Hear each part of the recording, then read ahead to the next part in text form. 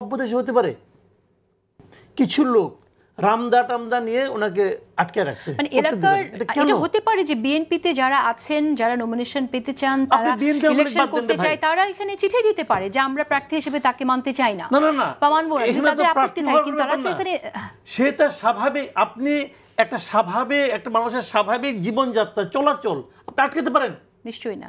আপনি যেই হন, আপনি যদি বিএনপি সেন্ট্রাল কমিটির লোক হন পারেন না, আপনি যদি আর্মি চিফের দুলাভাই হন তাও পারেন না, আপনি যদি স্বরাষ্ট্রমন্ত্রী হন তাও পারেন না। পারেন আপনি? এটা তো করলো। আর ওইখানে যে লোকগুলি ছিল মেরুদণ্ডহীন যে প্রশাসন যারা ছিল, ওরা কি জবাব দেবে?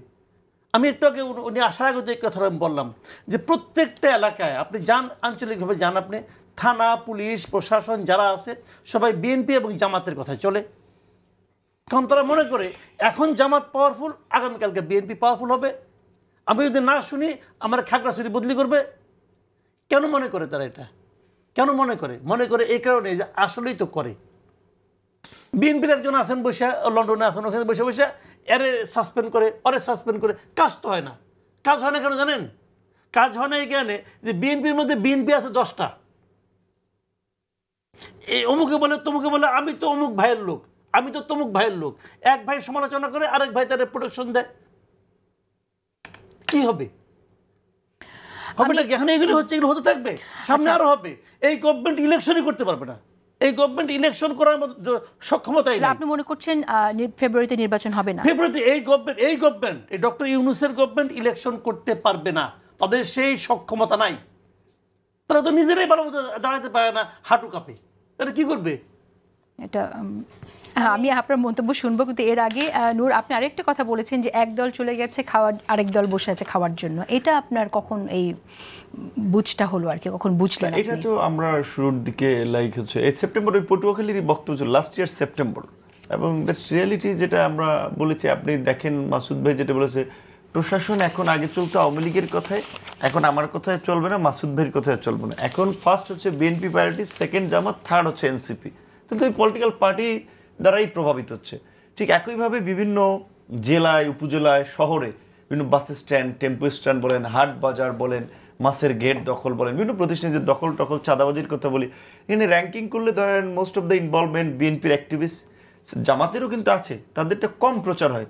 আবার নতুন দলগুলিতে এনসিপিরও কিন্তু আছে। সো তাহলে এই যে আমরা একটা পরিবর্তনের কথা বলছি, সেইখানে ধরেন যেটা সে বলছে আপা ঠিক আছে, আমার অবশ্যই দায়িত্বশীল আমাদের সবারই হওয়া দরকার। সবচেয়ে বড় কথা হচ্ছে যে স্ট্রাকচারালি এই মুহূর্তে বিএনপি একটা big political party institution. So তার বিহেভিয়ার সারা দেশের মানুষ কিন্তু দেখে, এবং এখন পর্যন্ত সরকার গঠন করলে তাদের একটা পসিবিলিটি আছে, তাদের কিন্তু সেই দায়িত্ববোধটা বেশি থাকা দরকার, যেটা কেন্দ্রীয় নেতাদের। দেখেন তারেক রহমান ডক্টর ইউনূসের সাথে মিটিং করেছে, তার বসার জেস্চার, তার বাচন ভঙ্গি, বডি ল্যাঙ্গুয়েজ অত্যন্ত ভদ্র, নম্র। একটা এইরকম লিডার এইরকম বিনয়ী হতে পারে, এটা না দেখলে বোঝা যায় না।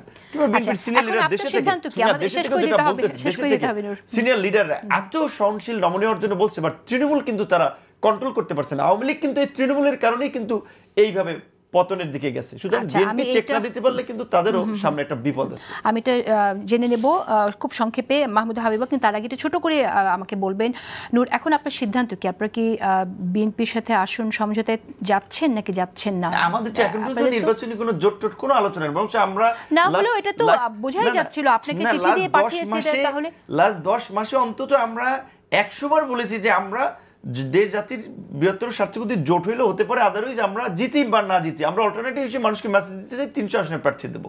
আমরা এটা বলেছি, ইয়ং রাইজিং লিডার হিসেবে বয়স আছে, সময় আছে, আমরা একটু প্র্যাকটিস করে দেখি। দল থেকে তাহলে এককভাবে নির্বাচন করে 300 আসনে প্রার্থী দেবেন? আলাপ এটা আমাদের আছে, আমাদের পার্টির লোকেরা এটা বলছে যে চেষ্টা করে দেখি, এইবার নয় পরের বার নয়। ইমরান খান 23 বছর পরে পাকিস্তানের প্রেসিডেন্ট হয়েছে, আমরা অন্তত 13 বছর চেষ্টা করে দেখি। সাথে কোনো জোটে থাকছেন না তাহলে আগামীতে? না, এখনই এই বিষয়ে আমাদের চূড়ান্ত কোনো আলোচনা হয়নি, সিদ্ধান্ত নিতে পারেন না। এখনই আমাদের কেন্দ্রীয় মিটিং হবে ঈদের পরে, সেখানে আলাপ আলোচনা হবে। আগামী শুক্র শনি 2 দিন ব্যাপী জেলা কমিটির সাথে মিটিং, কেন্দ্রীয় মিটিং, সেখানে আমাদের নির্বাচনী রণকৌশল বা জোটের বিষয়টা সিদ্ধান্ত হবে।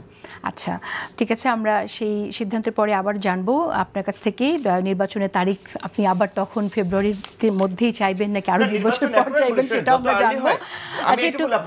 নির্বাচন যত আর্লি আমাদের জন্য বেটার। আমি একটা পরিষ্কার কথা বলছি, আমার সুবিধার জন্য তো নির্বাচন আটকে থাকবে বা আমি চাইবো সেটা না। আমরা বলছি নির্বাচন যখনই হোক ডিসেম্বরে হোক, ফেব্রুয়ারি হোক কিংবা এপ্রিলে হোক, শেষ করে দিতে হবে। পরিবেশটা ক্রিয়েট করাটা সরকারের কিন্তু দায়িত্ব এবং দরকার। তৃণমূল